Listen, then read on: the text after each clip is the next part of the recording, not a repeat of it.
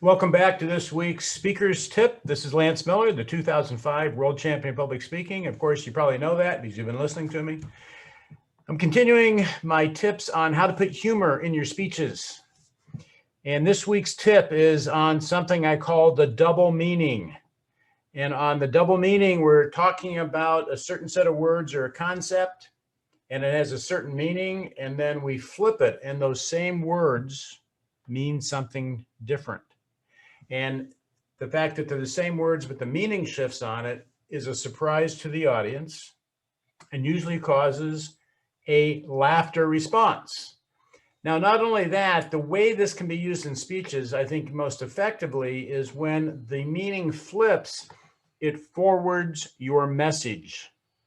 It makes the point of your message. So this sneaks up on the audience and it is able to impact them because you should have got their agreement with this meaning of the word, and then you punched it in with this one over here.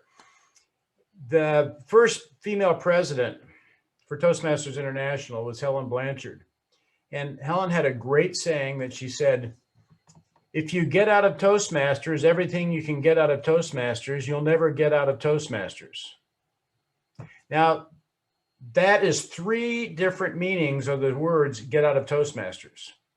Three different definitions of the word get, three definitions of the word out. Okay, so that's just an example of that. I have some video samples to show you, so let's take a look at this.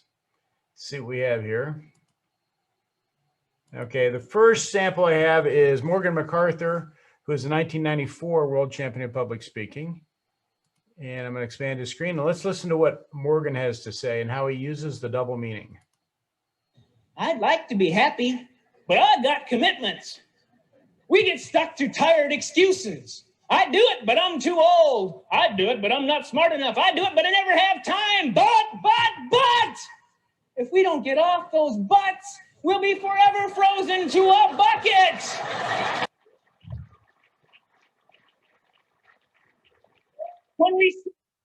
Okay, so there we have it. If we don't get off the butts, but.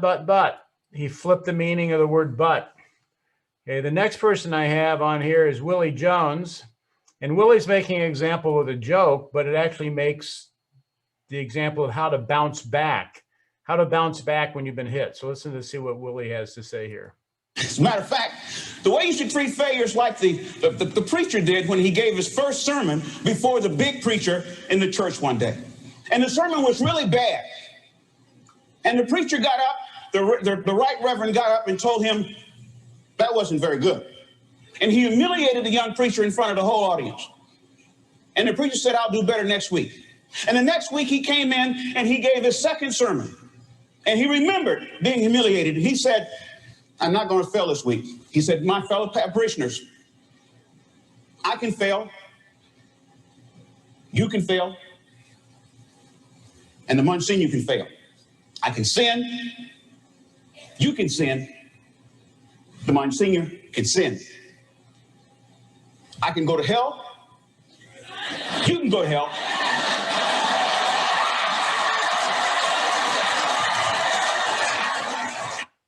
Now, the beauty of that one is he doesn't even have to say it.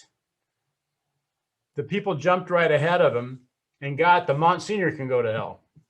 And the last person I want to show is me, because I used this in my world champion speech, and it was very intentional.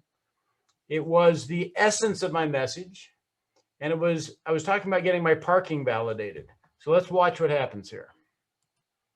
And then one day after a business meeting, all I wanted to do was get my parking validated. And I walked over to the receptionist and said, excuse me, do you validate? And she looked up and said, well, yes, I do. You have a lovely smile.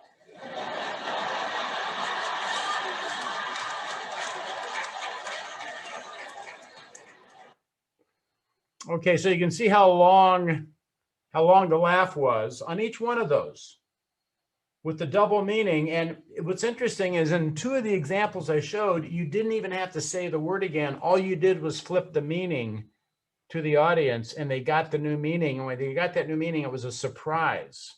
Morgan McCarthy, but, you have to get off these butts. Got a great laugh. Of course, Willie Jones, I can go to hell, you can go to hell. The Monsignor on the pole in church, in the front of the church, tells the Monsignor to go to hell. And I'm just looking to get my parking validated. And yes, you have a lovely smile. She validates me instead of my parking and completely flips the meaning of what it means to be validated.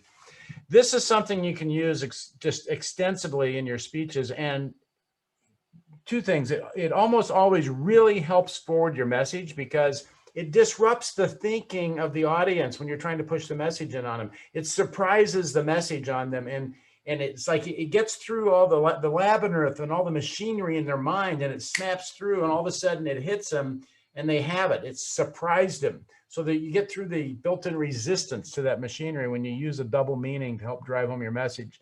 But not only that, it's just a good technique for humor.